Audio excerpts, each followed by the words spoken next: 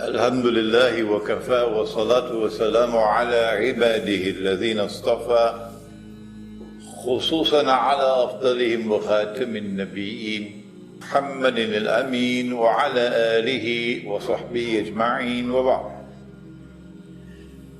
Brother Chairman, brothers and sisters here at the Research and Information Center in Taman Tun, Dr. Ismail area of Kuala Lumpur in Malaysia. Assalamu Alaikum wa rahmatullahi wa barakatuh. Gog, Magog, or Ya'juj, Ma'juj, Russia and the Zionist West. It's a tantalizing subject and a subject of supreme importance at this particular time in history. It is therefore such a pity that we cannot get the scholars of Islam around the world to come to this subject. What a pity. We begin and we got some miles to travel tonight, so you'll allow me to cut some corners to be able to finish in time. The pagan Arabs did not know how to respond to a claim from one who was born in their midst, who grew up amongst them, whose standard of conduct was so high that they gave him the name Al-Amin, the one who is trustworthy.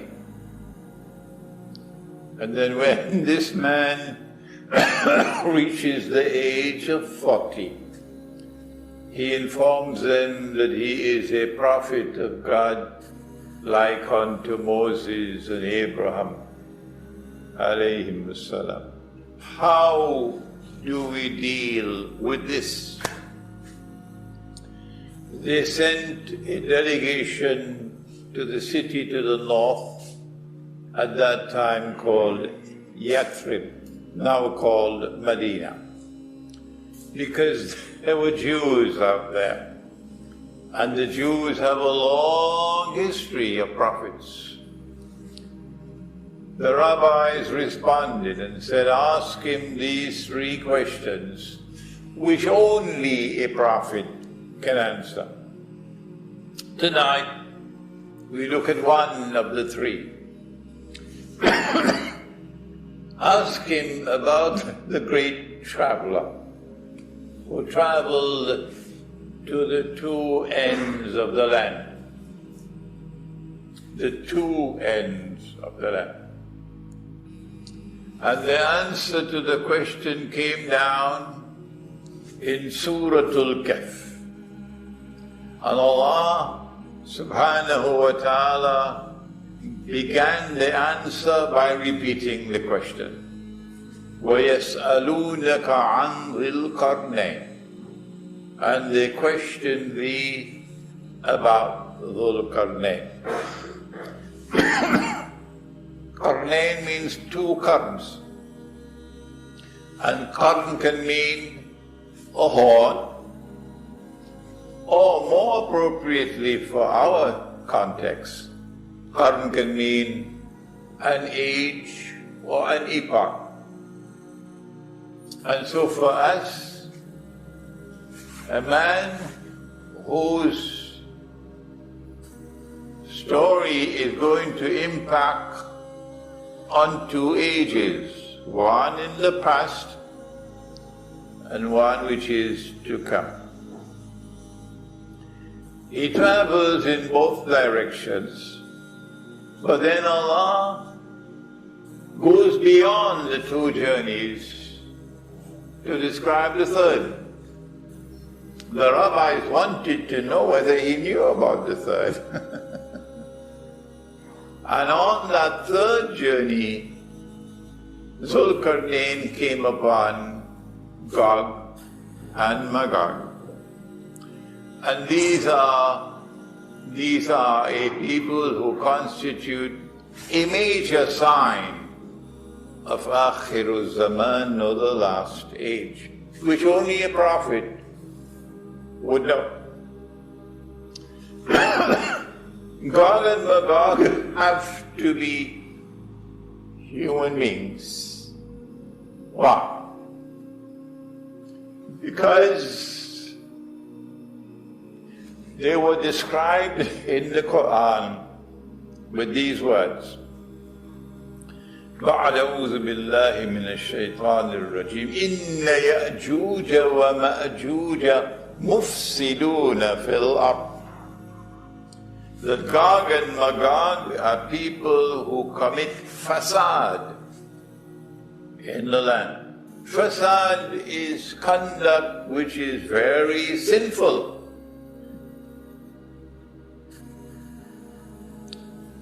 To commit sin, you've got to have a free will to be held accountable. So either jinn or human beings, not angels. Angels cannot commit sin. And of the two, human beings or jinn, the Quran is clear, it's not jinn. So human beings. So let us begin by taking all the fairy tales and putting them in the garbage bin. Gog and Magog are human beings. We have not gone to hadiths yet. Notice that. Our analysis is based only on the Quran so far. They are, however, a people who have been endowed with power, indestructible power. How do we know that?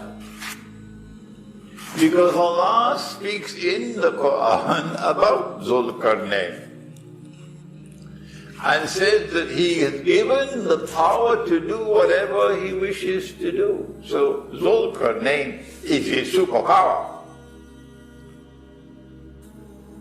But when on the third journey Zulkarnain was requested by a people who were suffering from the fasad, the corruption and destructive conduct of Gog and Magog. Please help us, we're prepared to pay you. Zulkarnain could not destroy them. No. Rather, he had to be content to build a barrier which would contain them. So now they are contained. They can't do their wickedness anymore.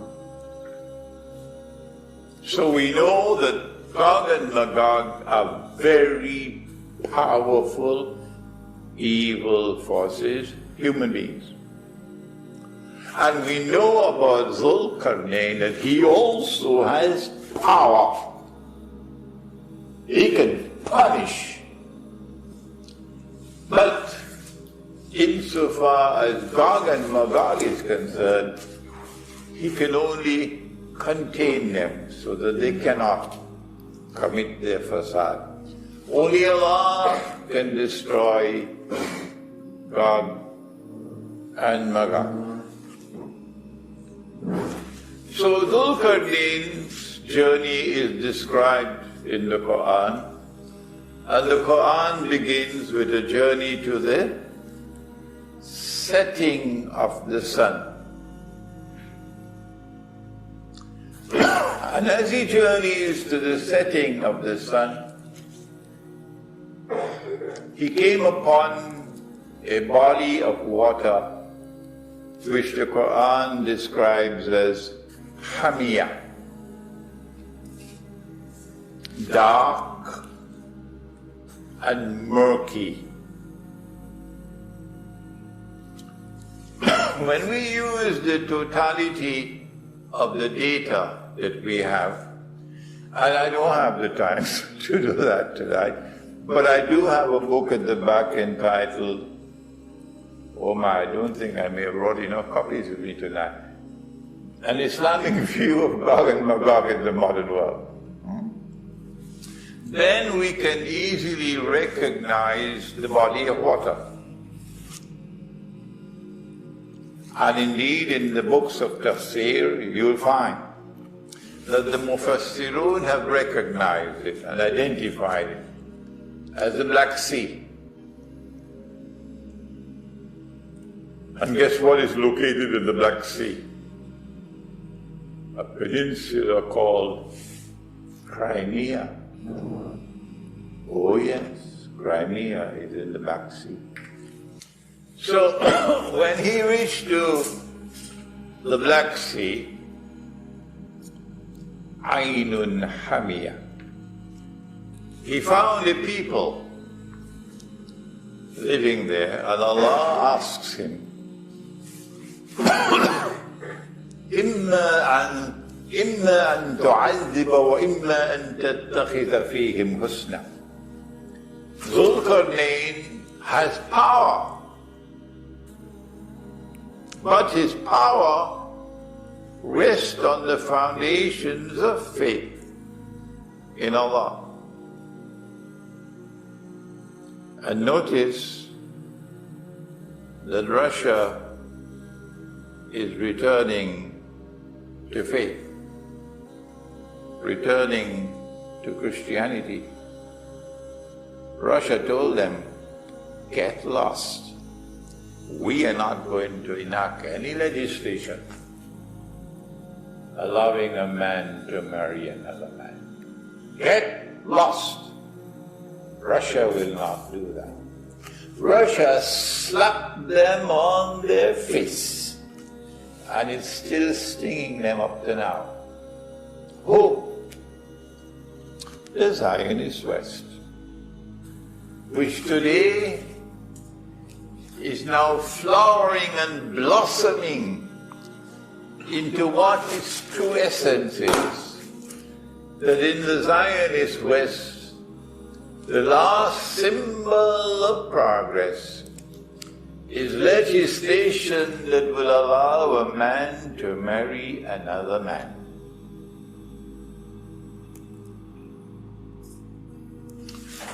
So Zulkarnain has power, and his power rests on the foundations of faith. How are you going to treat these people? Listen carefully, because this has application not only at that time, but in a time to come, which would be in Akhiru Zaman, because Gog and Magog belong to Akhiru Zaman. Imma an tu'adhiba wa imma an tattakhidha fihim husna. You can either punish or reward. How are you going to use your power? Zulkarnain replies, and these are his words, and they better listen carefully out there in Washington. Listen carefully to the Quran. أما من ظلم فسوف نعذبه ثم يرد إلى ربه فيعذبه عذابا نكرا. If you are wicked in your conduct, if you use your armed forces against your own people, the armed forces against your own people, that's wickedness. So Ukraine, you better listen. if you are wicked in your conduct, then I am going to punish you. And when I am finished with punishing you, you will then return to your Lord and He will punish you as well. And so when power rests on the foundations of faith, there will be harmony between the world here under and the world above.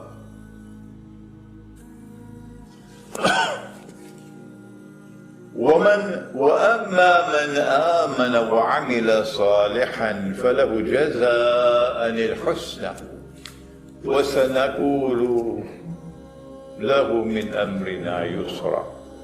For those who are a people of faith, says al-Qarnayn, and whose conduct is righteous, I will reward them. I'll treat them nicely. So this is a power which uses power for purposes of justice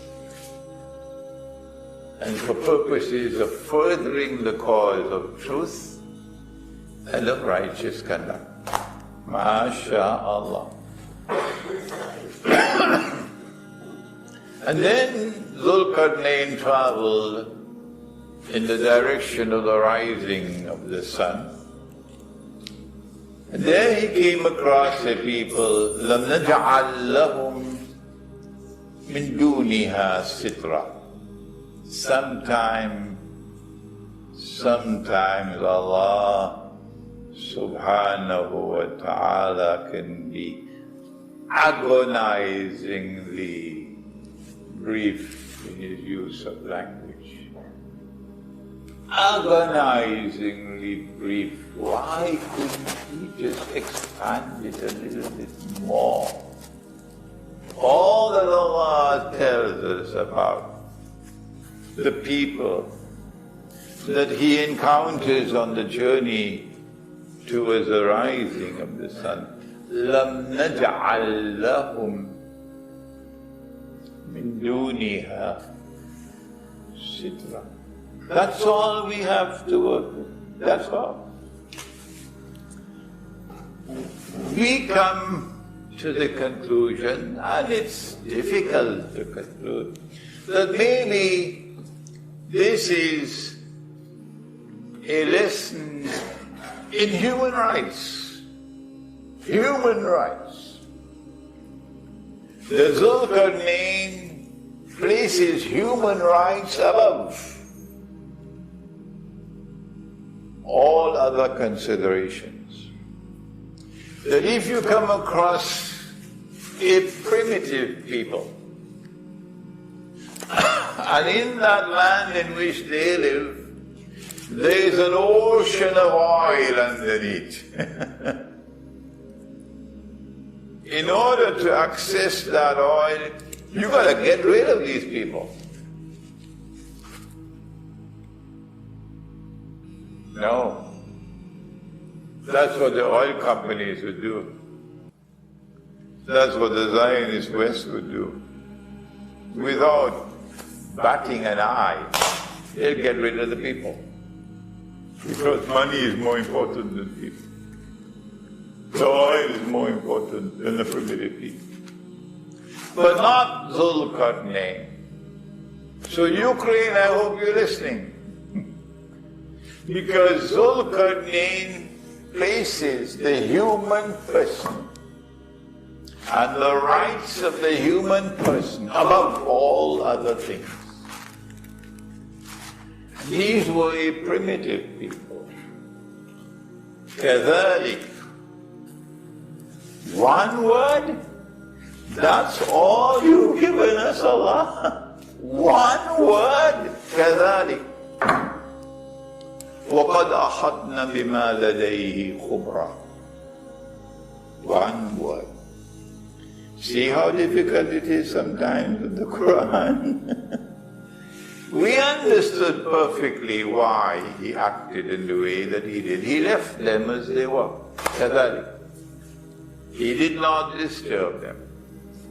So be careful with Zulqarnain. Be careful because Zulqarnain places human rights at the top of the list. And if you violate the human rights of a single person, he's going to come after you. We said that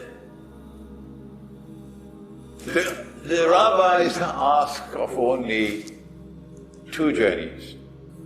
But that was a trick. They wanted to know whether he knew about the 3rd journey. And on the 3rd journey, we are taken to Gog and Magog. These are a people who impact upon Akhirul Zaman. Nabi Muhammad alayhi salatu wasalam came upon some of his companions who were sitting talking amongst themselves, and he asked, "What are you talking about?" And they said, "We're talking about the subject of Akhir Zaman, Alamat al-Sa'ah, the signs of the last day." And then he said in a very famous hadith, "The last hour will not come until," and he mentioned 10. The 10 signs have not been given in the chronological order in which they will occur. No. So when we give them to you, they are random. They are known as the 10 major signs. Number 1, Dajjal, al-Masih al-Dajjal. Number 2, Gog and Magog. Number 3, the return of the son of Mary. Number 4, Dukhan, smoke. Number 5, Dabbatul Ard, beast or a creature of the land. Number 6, that the sun would rise from the west. And unfortunately, I am not going to offer any opinion anymore on that one. It just cost me too much time. So I'm going to leave the sun where it is. Number 6, that the sun would rise from the west. Number 7, 8, and 9, 3 earthquakes. 3 earthquakes in which the earth would sink down. Therefore a khas, and the plural khusuf. And the earth will swallow what it swallows. 1 in the east, 1 in the west, and the 3rd one in Arabia. And number 10, that the fire will come out of Yemen, drive people to the place of assembly for judgment. And so Gog and Magog are supreme actors in the world in Akhir Zaman. And they are a powerful force, and they use their power to oppress. They use their power wickedly. They use their power to corrupt and to destroy. Can we identify them? There is one more reference in the Quran, only one more, to Gog and Magog. The first one we've already introduced you to. It's Surah Al-Kahf. So now let's leave Surah Al-Kahf and go to Surah Al-Anbiya. Last night we spoke about methodology. for dealing with the ayat of the Quran on Akhir Zaman, that more often than not, it is not tafsir. No, it is not tafsir. Tafsir is explanation. But these ayat are not to be explained, rather they have to be subjected to ta'weel, which is interpretation. And that's not easy. And in the Quran, in Surah Al-Kahf, we were told that in order for you to interpret, to subject something to ta'weel, you need more than the rational faculty. For when Musa alayhi salam encountered the true scholar of Akhir Zaman, Khidr alayhi salam, 3 events are described. And on all 3 occasions, Musa gave tafsir, and he was wrong. And Khidr alayhi salam gave ta'weel, he was right. But he could give ta'weel not because he did not have only the rational faculty, something else beside that. وَعَلَّمْنَاهُ مِن لَدُنَّا عِلْمًا. Knowledge which comes directly like a river flowing from above. And so this is a man with nur. And with nur he has internal, intuitive, spiritual insight. And that's why he's able to provide ta'weel or interpretation of ayat in the Quran pertaining to Akhir Zaman. In Surah Al-Anbiya, Allah speaks about a town.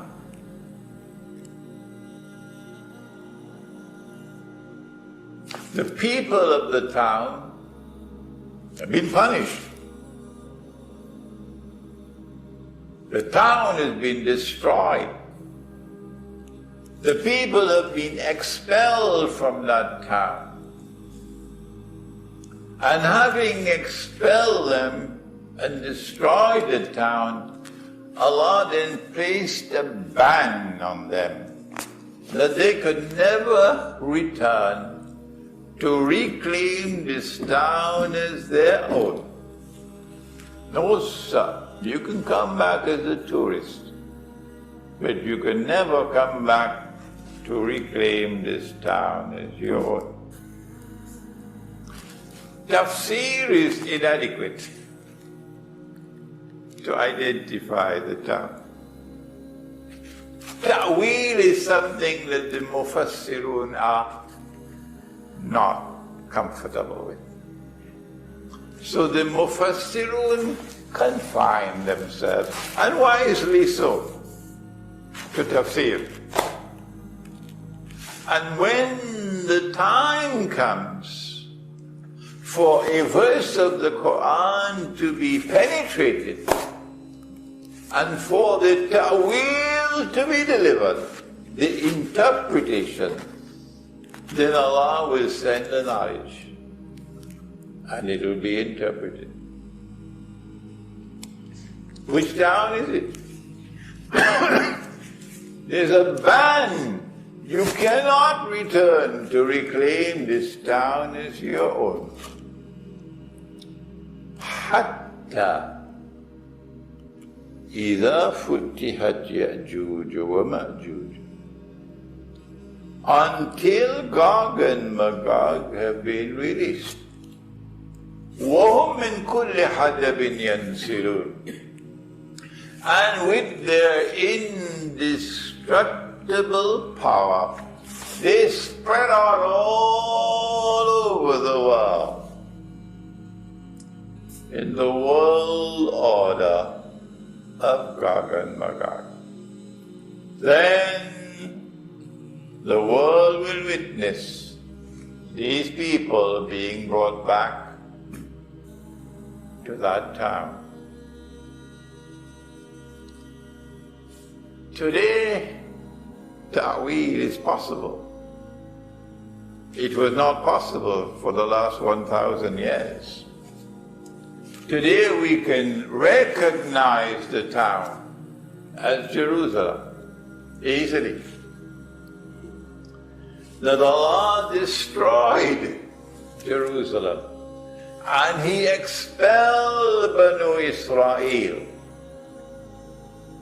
because of their fasad. لَتُفْسِدُنَّ فِي الْأَرْضِ مَرَّتَيْنِ وَلَتَعْلُنَّ عُلُوًّا كَبِيرًا, says Allah. Because of the fasad which they committed in the Holy Land, Allah threw them out and then placed a ban on them that they could never return. Indeed, He did more than that. وَقَطَعْنَاهُمْ فِي الْأَرْضِ أُمَمٍ. He broke them up into bits and pieces and scattered them all over the world. So Jews in China, and Jews in Argentina, and Jews in Russia, who knows, maybe in Malaysia as well. وَقَطَعْنَاهُمْ excuse me. وَقَطَعْنَاهُمْ فِي الْأَرْضِ أُمَمٍ. Hot water. So when you see Banu Israel being brought back to the Holy Land to reclaim it as their own, then you as a student of the Quran, you know that those who have brought them back are Gog and Magog.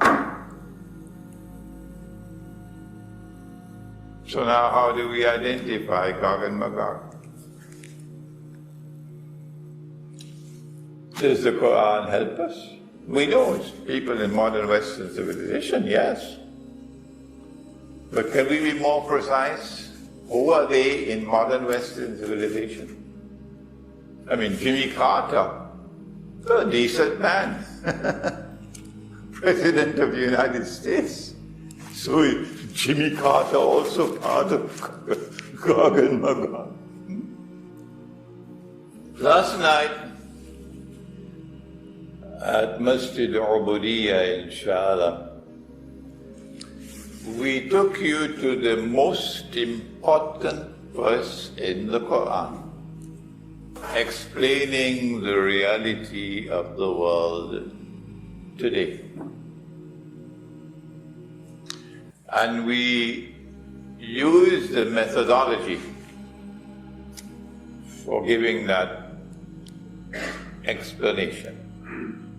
There is a schoolboy methodology in which you take a verse of the Quran in isolation to arrive at meaning. But we're not schoolboys.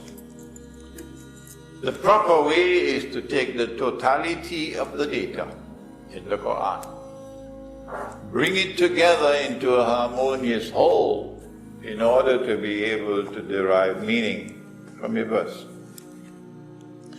Allah subhanahu wa ta'ala gave a command in Surah Al-Ma'idah. You have heard it many times in the past. Please listen to it one more time. Ya ayyuhalladhina amanu, O you who have faith in Allah, La tattakhidhu al-yahuda wal-nasara awliya. Do not take the Jews Do not take the Christians as your friends and allies. Do the governments read the Quran?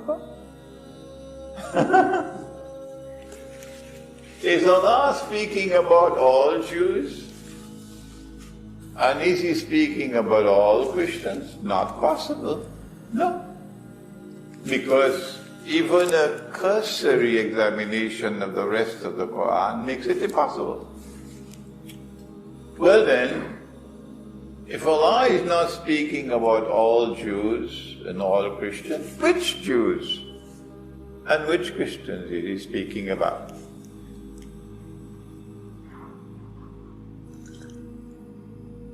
The answer is right there in the words which follow. Do not take such Jews and do not take such Christians who بعضهم أولياء بعض بعضهم أولياء بعض, who are themselves friends and allies of each other. In other words, the Quran is warning of a time to come when a mysterious reconciliation will take place between these two foes, these two enemies of each other.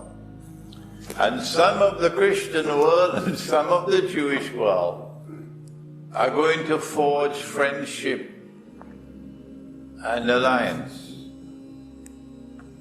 When that happens, do not take them as your friends and allies.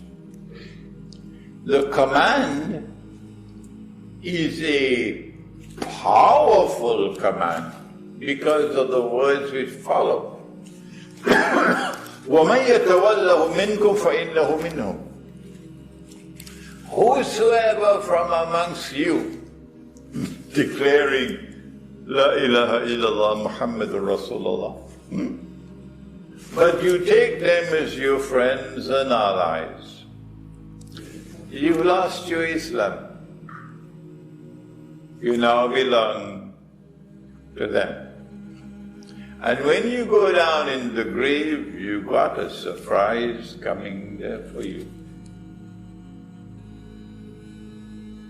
Inna Allah la yahdi al-qawm al-zalimin. Surely Allah did not provide guidance for a wicked people. And so now we know those who brought them, Banu Israel, back to the Holy Land belong to modern Western civilization. But within modern Western civilization, there is a Judeo-Christian alliance. What is it that binds them together? Answer, on this side there are Zionist Christians, and on that side there are Zionist Jews. And so it is a Judeo-Christian Zionist alliance which have brought back Banu Israel to the Holy Land. Oh, wait a minute. So that means that the European Jews, they don't form a part of Banu Israel. Did you hear that? Huh? The European Jews are fly-by-night Jews. They don't have any genetic links with Ibrahim alayhi salam. No, not at all. They are Jews who have accepted Judaism, converted to Judaism, accepted Judaism, but not through descent. No, they are not Banu Israel. And so now we can identify Gog and Magog. It took me a little time. But Gog and Magog is the Judeo-Christian Zionist alliance which has NATO in French, l'OTAN, NATO as its military arm. It is this alliance which defeated the Muslims and liberated the Holy Land for the Jews. 1970. It is this alliance which brought the Banu Israel back to the Holy Land. It is this alliance which brought a state of Israel into being. It is this alliance which has protected Israel with countless vetoes in the Security Council of the United Nations, until Israel has grown and grown and grown to become a superpower.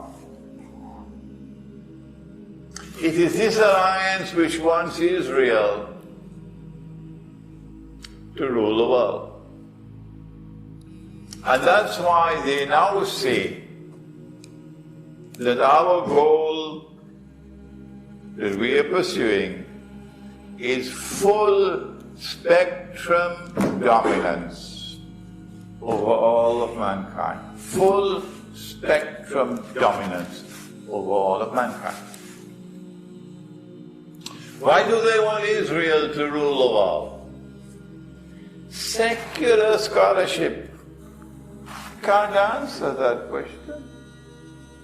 No.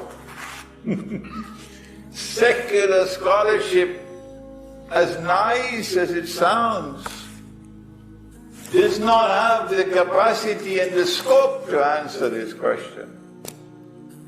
Secular scholarship would never say Israel wants to rule the world, because that's beyond the capacity of their scholarship. Only Islamic Eschatology can say Israel wants to rule the world. Why does Israel want to rule the world? So that tomorrow a man will emerge in Israel. Prophet Muhammad ﷺ described that man to us 1400 years ago. And that man will declare in Jerusalem, I am al-Masih. But he would not be the son of Mary. No. He would be al-Masih al-Dajjal. Who teaches the subject of Dajjal today? The subject of Dajjal is weeping, weeping, weeping, because there's nobody to teach it. Nobody. That's why we're building an institute of Islamic Eschatology based here in Malaysia, but also with campuses elsewhere. And in that Institute of Islamic Eschatology, we'll make a humble effort to start teaching, so that tomorrow we'll have scholars, inshallah. Now that we have identified Gog and Magog, the people who want to rule the world, it doesn't matter what price they have to pay.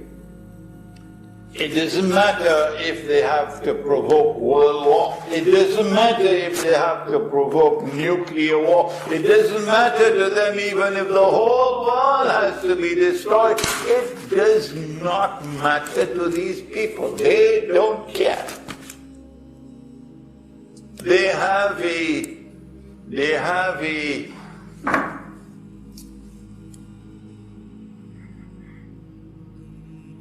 pig-headed obsession, messianic from the word Messiah, that we have to rule the world. Sometimes I wonder whether they're human beings. Did they actually have a mother who has the milk of human kindness within her? Did you ever have a mother? After you killing all those people in Afghanistan and killing all these people in Pakistan, and you tell monstrous lies, and then Air Force One lands in KL, and everybody wants to come and welcome you. You're the biggest liar in the world, and you have no shame when you tell lies. You want to force this submission of all of mankind to you.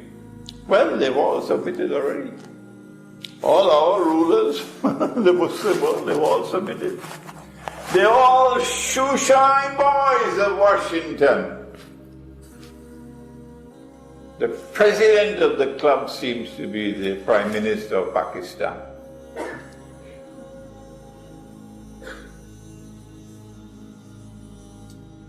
But would you be able to force a submission of Rome? Who is Rome? Be careful, because Rome is in the Quran. There's a whole surah of the Quran entitled Surah Al-Rum. And if you are honest,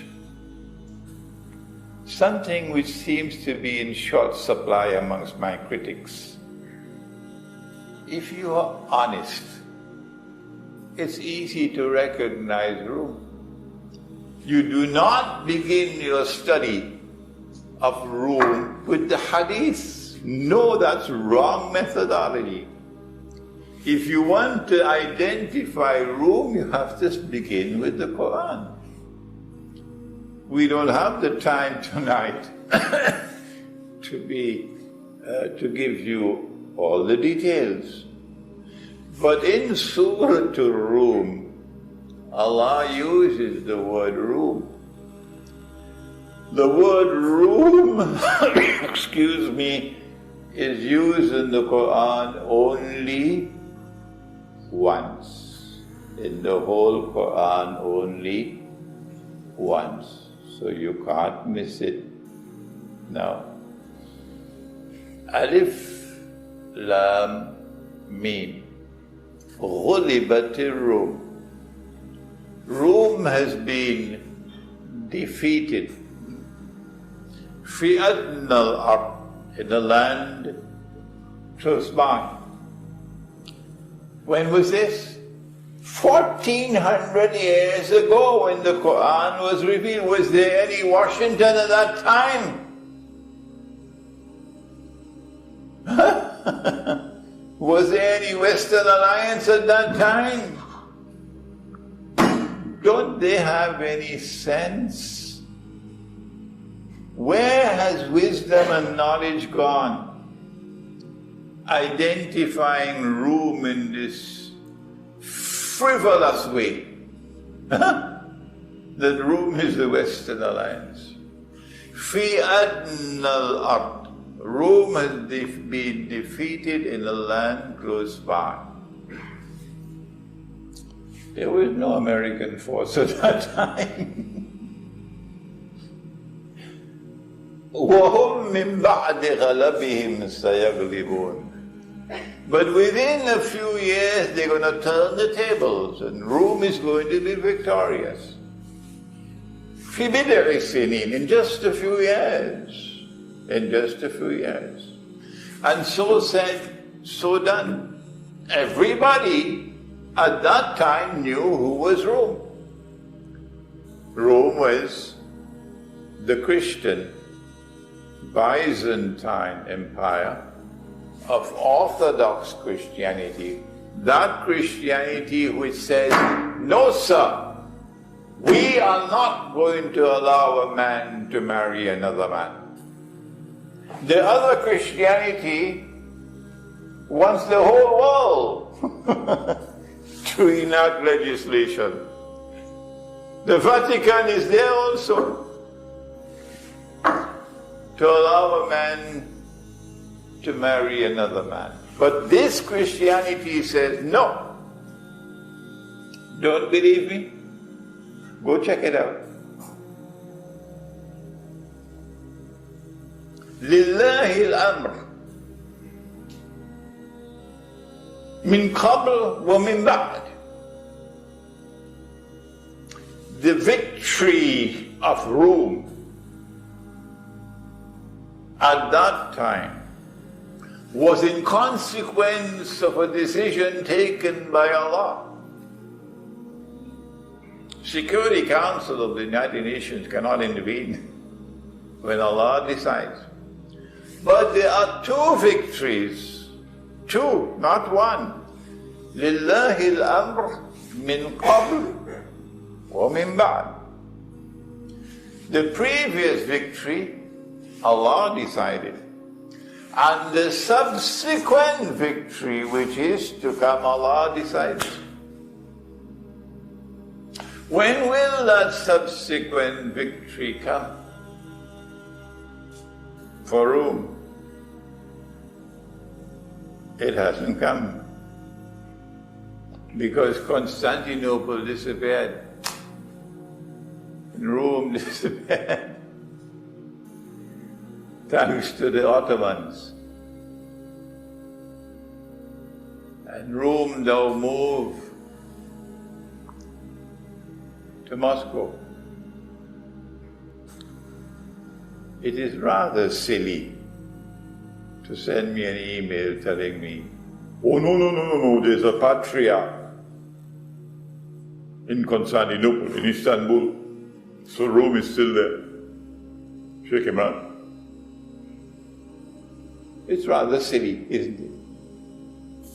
Because Rome in the Quran is a power which can wage war. Can the patriarch in Constantinople, who lives under the heel of the Turkish government, can he wage war? Where have their sense gone?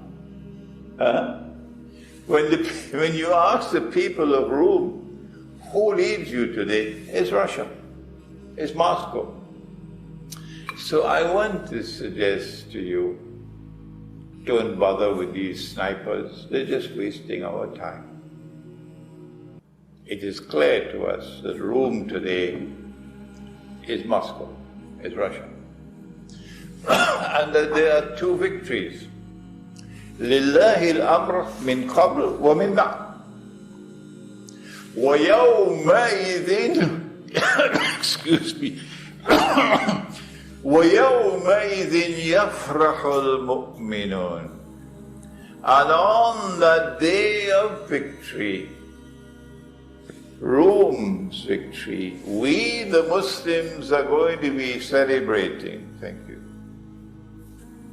We the Muslims are going to be celebrating. It's been a long time since last we celebrated. With all these shoeshine boys that we have as leaders. It's been a long time. And that's why last night I offered an analysis which allows us to smile. That when Allah spoke about al-Qarnayn, someone who impacts upon two ages, Qarn and Qarn.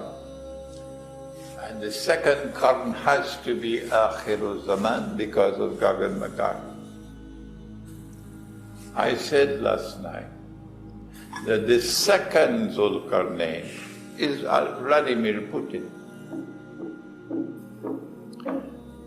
Remember the rules, that when Imran Hosein offers an opinion, you must never accept it, unless and until you are convinced that I am correct. That is the respect I have for your intellect. I never say to you, don't listen to that fella. No. I say, listen to him, listen to me. But you, you must use your rational faculty, your independent thinking and your research. to take your decision as to whether or not this is truth, because you will have to answer before Allah. So I am suggesting to you tonight that we have a confrontation emerging before us now. And this confrontation is anticipated in Surah Al-Kahf in two Qarnayn. The first one was at that time, when the barrier was built out there in the Caucasus Mountains. And the second one is this: if I am right, that Vladimir Putin is the Zulkarnain of this age, the implication is that Russia will show absolutely no fear. Absolutely no fear whatsoever in the use of power. That if the Ukrainian government of shoeshine boys of Washington, I'm sorry to use this language, I know the Ukrainian ambassador is not going to be happy with it. I know that Ukrainian citizens who listen to me would not be happy with this. But I want to say to you that those who came out of the barricades in Maidan in Arabic is a square. They use the same Maidan out there in Kiev in Ukraine. And they brought down the legally elected government of Ukraine. They brought it down with their rioting and their sniping and so on. So this government of shoeshine boys of Washington, if they make the mistake of launching an armed attack on the people of Ukraine, eastern Ukraine, who oppose them and don't recognize them, then that will constitute wicked conduct. That will be a violation of human rights, because you don't have the legal authority. You came out on the streets to overthrow a legally elected government. So you don't have the right and the authority to use the army against us. We don't recognize you as government, no. The day that they use force, send the army to attack the people of eastern Ukraine, and eastern Ukrainian people begin to die, the Zulkarnain of this age is going to respond. As Allah said in the Quran, أَمَّا مَنْ ظَلَمَ فَسَوْفَ نُعَذِّبُهُ ثُمَّ يُرَدُّهُ إِلَى رَبِّهِ فَيُعَذِّبُهُ عَذَابًا نُكْرًا. Zulkarnain is going to give you a beating of your life. And when he's finished with you and you go to the Lord is going to give you another beating of your life. If I'm right, then we're going to be celebrating tomorrow. If I'm right, then we are going to be celebrating tomorrow. Because Rome is not going to back down. Can Rome destroy Gog and Magog, the Zionist NATO alliance? No. But then what can Rome do with that? Rome can contain them. I don't know, using military strategy, what would be the method of containment. I don't know. That's beyond my scholarship. What remains now is the rest of the story. The Prophet ﷺ, just give me a few more minutes. The Prophet ﷺ gave us a timeline of events. And I'm fond of quoting this hadith, which is in the Sunan of Abi Dawud. He said, Umranu Bayt al-Maqdis, Kharabu Yathrib. You should try to memorize it. When Jerusalem is flourishing, built up, center stage, as it is today, Kharabu Yathrib. Yathrib, or Medina, will be in a state of forlorn desolation, occupying no status whatsoever in the world, occupying no status whatsoever in the Muslim world, occupying no status whatsoever even in Arabia. It's just a town to go for pilgrimage to the masjid, to the grave of the Prophet ﷺ. Nothing else in Medina. That's where it is today. Kharabu Yathrib, Khuruj al-Malhama. When Jerusalem is flourishing and Yathrib or Medina is where it is today, then the next event which will occur is the Malhama. That's the great war that the Christians call Armageddon. Secular scholarship is silent on the subject.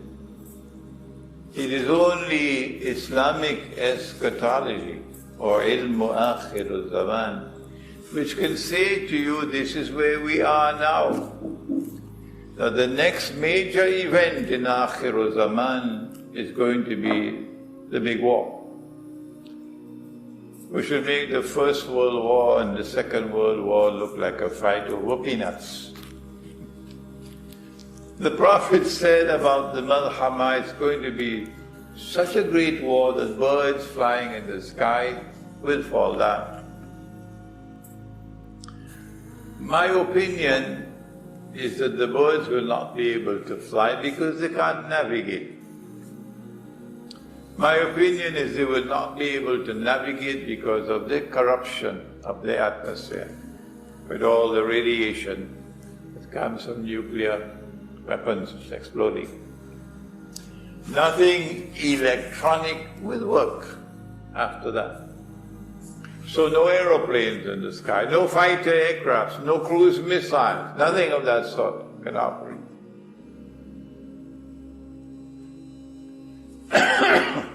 Gog and Magog cannot be destroyed, they can only be contained.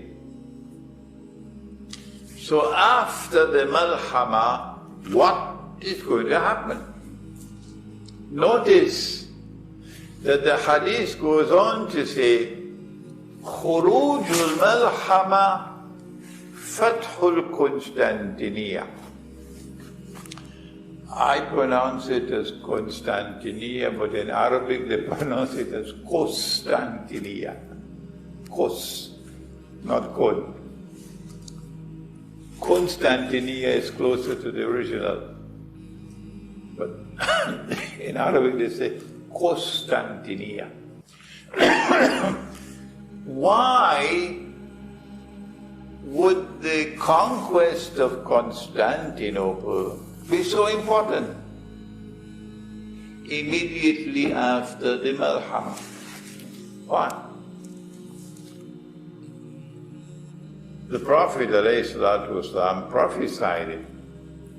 لَتَفْتَحَنَّ الْقُنْسْتَنْتِنِيَّةَ. You will most certainly conquer Constantinople. وَلَنِعْمَ الْأَمِيرُ آمِرُهَا. And what a wonderful commander that will be of that army. وَلَنِعْمَ الْجَيْشُ ذَلِكَ الْجَيْشُ. And what a wonderful army that's going to be. He commended them, praised them. We have disposed of this foolish claim that the conquest of Constantinople in 1453 by a man named Sultan Muhammad Fatih was the fulfillment of the prophecy. We've thrown that in the garbage bin. We don't need to waste time with that anymore. The conquest of Constantinople, prophesied by Nabi Muhammad ﷺ, comes after the Malhama. The Malhama has not as yet taken place. So you could take 1453 and throw it into the garbage bin. What's the importance of the conquest of Constantinople after the Malhama? Answer: we have no more aerial warfare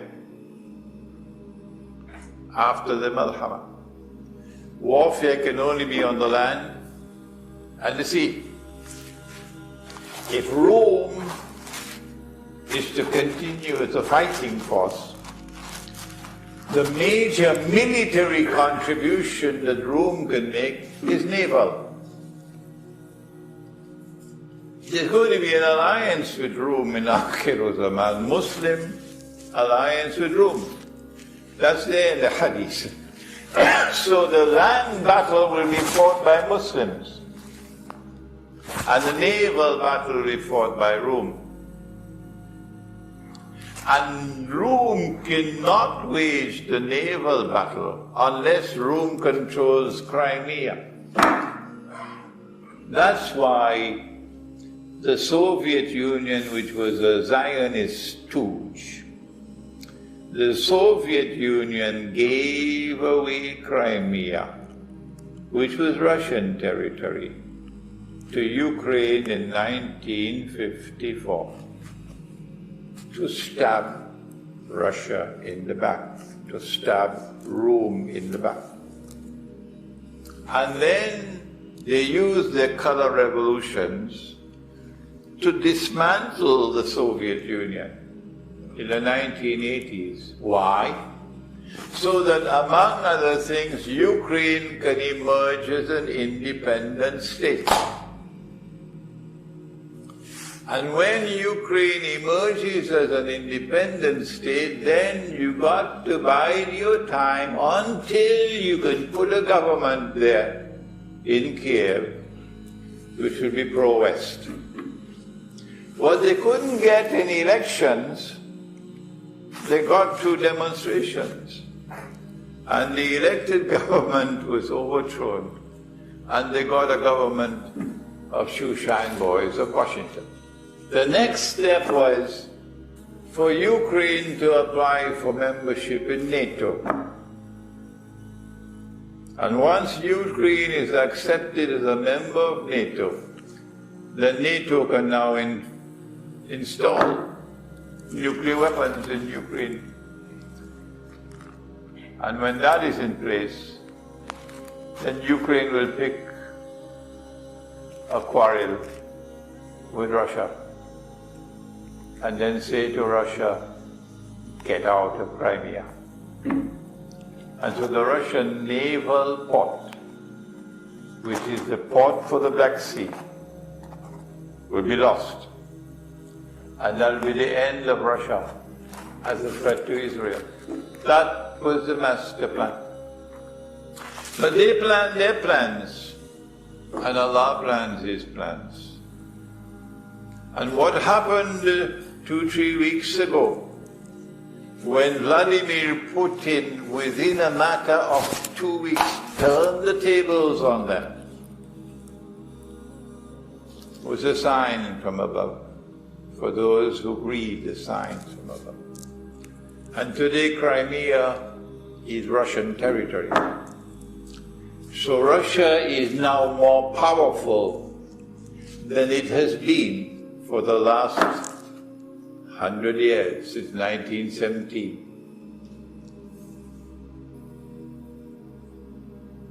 And so now we can understand that Crimea has a critical role to play in the conquest of Constantinople. When Constantinople is conquered, that's the end of NATO. Gog and Magog will lose their control over the Bosphorus. And so the Russian Navy can enter into the Mediterranean Sea. And that is bad news for Israel. This has been our talk on Gog, Magog, Russia, and the Zionist West. There is so much more I could have spoken about. I could have taken another 1 or 2 hours with you, and it would have been very interesting for you. Oh yes, you would have loved it. If I had taken you from 1917 with Soviet history, and taken you step by step to show you what the plan was, but we don't have the time for that. We pray that Allah subhanahu wa ta'ala may fill the longings of your heart for knowledge of the reality of the world in which we live today. That the Qur'an may be the means through which you might understand that reality. If you love the Qur'an will love you. If you recite the Qur'an, if your tears fall on the pages of the Qur'an, one day it'll happen. And Allah will give you the nur, and you'll be able to understand in the Qur'an what otherwise cannot be understood. ربنا تقبل منا إنك أنت السميع العليم وتب علينا يا مولانا إنك أنت التواب الرحيم برحمتك يا أرحم الراحمين.